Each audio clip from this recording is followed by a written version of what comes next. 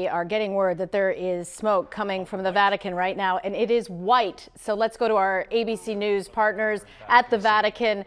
There is a new pope. Some time over the last couple of smoke signals, because often it can change in color. But as you can see from the faces in the crowd, it would appear the Catholic Church has a new pope. James Longman live down on the square. James, the reaction is unmistakable. The faithful who have gathered here now wait for word on who this new pope will be. It is truly, truly extraordinary, David. Everyone just rushed towards the big screens because they're out here on the square so people can get a proper look. As soon as the image came up there, we heard a big cheer. Everyone rushing forward with their phones to try to get a look. You can see all around us, we've got the windows opened on the buildings around St. Peter's Square, people flocking to take photographs. They're desperate to know who's going to be Pope. We did not imagine it was going to be this quick. This is fast by the standards we've known over the last few conclaves. That's the bell ringing to confirm that it is indeed white smoke. Last time, I think people remember that there was some confusion. No one could get hold of the bell tower, the guy who's supposed to ring the bell, because the smoke had gone grey. That was during when Benedict was elected. Now no confusion. The bell is ringing, the smoke is billowing, and we have a new pope, a 267th pope. What an James atmosphere Longman down with here, us David. live here. Let's take a moment, James. Stick with us, James. Let's just open up full here for the sound of the bell ringing here in St. Peter's Square, the signal that there is now a new pope. Let's listen.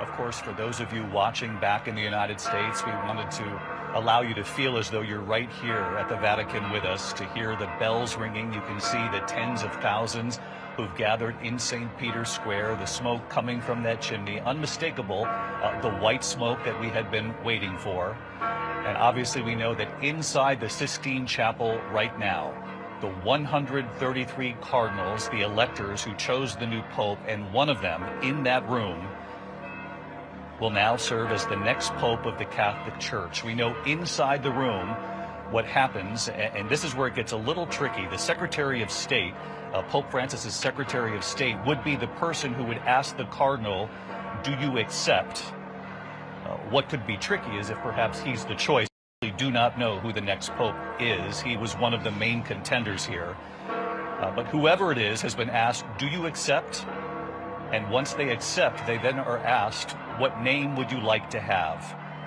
How will we refer to you moments from now when we introduce you to the world right here in St. Peter's Square? The balcony, of course, right behind us. The velvet drapes have been hanging now for a couple of days. You can see the applause down there in the square as the bells continue to ring. Lindsay, an extraordinary atmosphere here at the Vatican. It certainly is, and just so much excitement. You can still see people in the area just running just to get near St. Peter's Square. We can only imagine the potential for hundreds of thousands. The square itself can hold about 250,000 people, in addition to the thousands that will likely pour onto the surrounding streets. This seems pretty in line with the last two conclaves. When you look at 2013, the white smoke appeared at 7:06 p.m. 2005, the white smoke at 5:50 p.m. We're talking about the fifth ballad when it was Pope Francis, the fourth ballad when it was Pope Benedict. And here we are. We've talked about this, the likelihood that it would happen. The average 3.3 days, as that cardinal had said to James several days ago, that something unusual will have happened if we do not have a new pope by Friday. Here we are on Thursday with that announcement imminent. If the past is any indication, it likely may be 40 minutes or so before we hear Habemus, Papam, we have a new pope. The two words we will wait to hear, of course, from the balcony here in St. Peter's